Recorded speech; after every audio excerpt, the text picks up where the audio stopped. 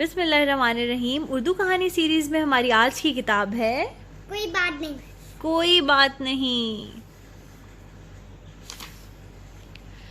मोटे हो या दुबले हो, कोई बात नहीं। Whether you are fat or you are smart, it's okay. छोटे हो, बड़े हो या बहुत बड़े हो, कोई बात नहीं। Whether you are small or you're big, or even if you're huge, it's okay. काले हो या गोरे हो, कोई बात नहीं। Whether you're tan or you're fair, it's okay.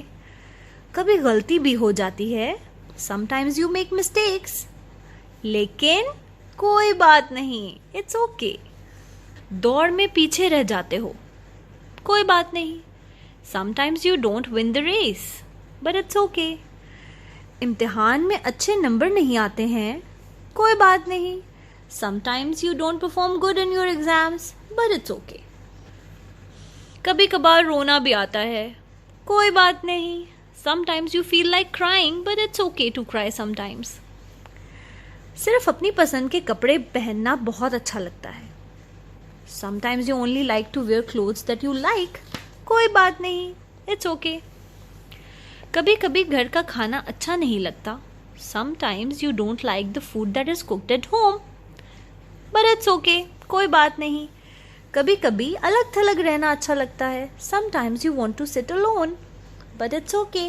कोई बात नहीं।